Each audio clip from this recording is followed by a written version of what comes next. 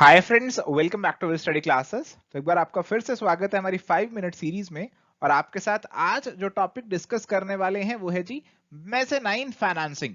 एक new form of financing है, एक अलग तरीके की फॉर्म ऑफ फाइनेंसिंग है और इसके बारे में डिस्कशन आपके साथ आज करने वाले हैं जी।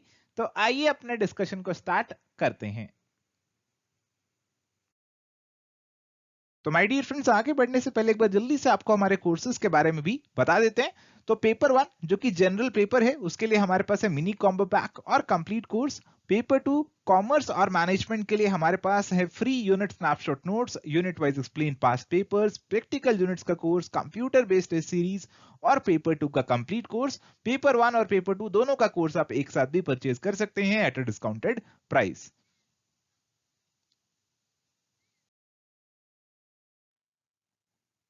तो फ्रेंड्स, फंडामेंटली जो हमारी मेज़ेनाइन फाइनेंसिंग है ना, it is a hybrid of equity and debt financing.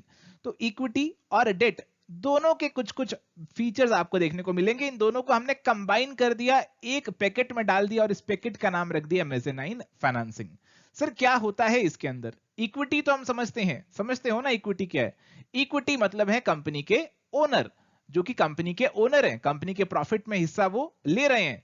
Date वाले वो लोग हैं जिनको कंपनी से रेगुलर इंटरेस्ट की पेमेंट हो रही है, इन्होंने कंपनी को लोन दिया हुआ है। अब हम बात कर रहे हैं ऐसे लोन की जिसको नहीं चुकाया गया, तो यहां पे उस लोन को इक्विटी में कन्वर्ट कर दिया जाएगा। ऐसा इंस्ट्रूमेंट जो होगा ना, उसे मेज़ेनाइन फाइनेंसिंग के अंदर हम इंक्लूड करेंगे। तो यहां पे हमारी जो कंपनी है, देखिए मैं बात करता हूं कि मैंने मान लीजिए कंपनी बनाई है, ये मेरी कंपनी है और मेरी कंपनी को पैसों की रिक्वायरमेंट है। अब मुझे पता है कि अगर मैं इसमें इक्विटी स्टेक बढ़ा लूंगा, मैं और ज्यादा लोगों को इक्विटी शेयर्स इशू कर दूंगा, तो उस केस में जो मेरे प्रॉफिट्स आएंगे वो मुझे उनके साथ शेयर करने पड़ेंगे और वो मैं नहीं करना चाहता। इसीलिए मैं चाहता हूं कि मुझे बस बाहर से लोन पे पैसा मिल जाए। बट अब बाहर मैं लोन लेने जाता हूं तो मुझे लोन नहीं मिल पा रहा। वो कहते हैं कि अगर आपने डिफॉल्ट कर दिया तो रिस्क है बहुत, इसीलिए हम आपको लोन नहीं देंगे। जितना मैक्सिमम मिल सकता था आपको अपने एसेट्स के अगेंस्ट, उतना आपको ऑलरेडी मिल चुका है और लोन नहीं मिलेगा। तो मेरे को बहुत दिक्कत हो गई। इसीलिए मैं एक नई तरीके की फाइनेंसिंग का इस्तेमाल करता हूं। मैं कहता हूं, मैं आपके पास आता हूं, देखो जी यहां पे हो आप, मैं आपके पास आता हूं और आपको कहता हूं कि देखो जी मुझे लोन दे दो, आप मुझे लोन दे दो। अगर मैंने आपका पैसा नहीं चुकाया तो इस लोन को कन्वर्ट कर देंगे इक्विटी के अंदर। आप मेरी कंपनी में हिस्सेदारी ले लेना, आप मुझे 1 लाख का लोन दे दो, अगर मैंने लोन नहीं चुकाया तो आप मेरी कंपनी में 10% हिस्सेदारी ले लेना। This is a form of mezzanine financing. अब ये जो फाइनेंसिंग होती है ना, it is subordinate to senior debt and is often unsecured. तो इसमें कोई आपको सिक्योरिटी नहीं, कुछ गिरवी नहीं मैं रखता। बस यहां पे आपका ये होता है कि आपका कल को इक्विटी में कन्वर्ट कर सकते हो। बस इतनी सिक्योरिटी, इतनी श्योरिटी आपको यहां पे मिलती है। तो अगर बात करें एडवांटेजेस की, तो ऐसी फाइनेंसिंग तब काम आती है जब हमने अपने एसेट बेस्ड लोन्स या फिर बैंक की क्रेडिट लिमिट को एग्जॉस्ट कर दिया और बैंक से पैसा नहीं मिल सकता हमें, और चीजें गिरवी रखने को नहीं है जिनको गिरवी रख के हम पैसे रेज कर लें। हमारे जो लेंडर्स हैं या फिर जो इन्वेस्टर्स हैं, उनको फायदा ये है कि उनको इंटरेस्ट तो मिल रहा है और कल को फ्यूचर में इक्विटी स्टेक भी मिल सकता है, और इक्विटी अगर उनको मिल जाए तो उनका रेट ऑफ रिटर्न यहाँ पे बढ़ सकता है। और साथ ही यहाँ पे ये भी बताया गया कि आपके जो लेंडर्स हैं उनको यहाँ पे रेगुलर इंटरवल्स पे इंटरेस्ट की पेमेंट तो होनी है, तो वो भी एक उनके लिए इनकम बन जाती है। और मेरी कंपनी के लिए भी जो मैं इंटरेस्ट पे करूंगा उस पर मुझे टैक्स की रिडक्शन मिलेगी। कॉस्ट ऑफ डेट हमारी जो होती है टैक्स डिडक्टेबल होती है, तो वो मेरे लिए एक बेनिफिट हो जाएगा। और इसके साथ साथ हमारी जो कंपनीज एक्सपेंशन करना चाहती हैं, वो आसानी से इस फॉर्म ऑफ फाइनेंसिंग का इस्तेमाल कर सकते हैं। जो ऑलरेडी एस्टेब्लिश्ड कंपनीज हैं वो ज्यादा इसका इस्तेमाल कर सकती हैं, क्योंकि इन्वेस्टर्स ऑलरेडी उन पर भरोसा कर रहे हैं।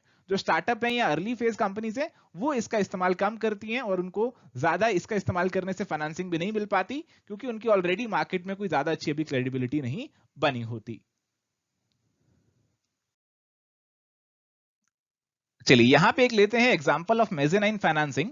तो जैसे एज्यूम कीजिए मैं हूं, मेरा एक फास्ट फूड का जॉइंट है, मेरा एक रेस्टोरेंट है और मैं इस वेंचर को ना एक्सपैंड करना चाहता हूं। मैं एक फर्स्ट फ्लोर और जो है अपने रेस्टोरेंट का बनाना चाहता हूं, उस पर कैपेसिटी और ज्यादा बढ़ाना चाहता हूं, नई नई डिशेस अपने कस्टमर्स को खिलाना चाहता हूं। पर यहां पे मैं इक्विटी फाइनेंसिंग का इस्तेमाल नहीं करना चाहता, मैं इस्तेमाल करता हूं मेज़ेनाइन फाइनेंसिंग का।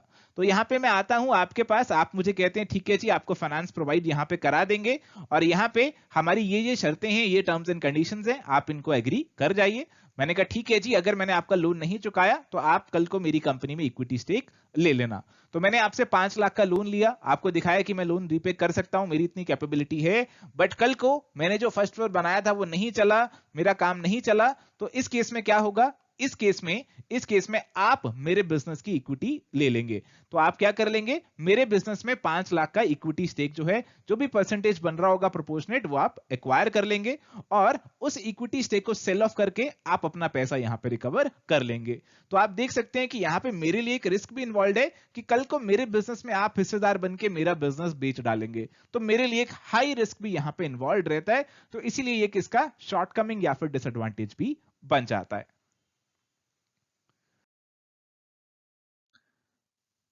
तो यहां पे माय डियर फ्रेंड्स हमारे पास एक प्रैक्टिस क्वेश्चन है, तो इस क्वेश्चन को आपने सॉल्व करना है और अपने आंसर्स को कमेंट्स के थ्रू हमारे साथ जरूर से शेयर करना है। तो thank you my dear friends, ये था आज का हमारा एक छोटा सा डिस्कशन। उम्मीद करते हैं जो बातें आज आपके साथ डिस्कस करी वो आपको समझ में आई हैं। अगर आपको आज का डिस्कशन पसंद आया तो जरूर इस वीडियो को लाइक करना, हमारे चैनल पे नए हैं तो इसे सब्सक्राइब करना और अपने दोस्तों के साथ भी इसे शेयर करना। Thank you friends, bye bye and take care.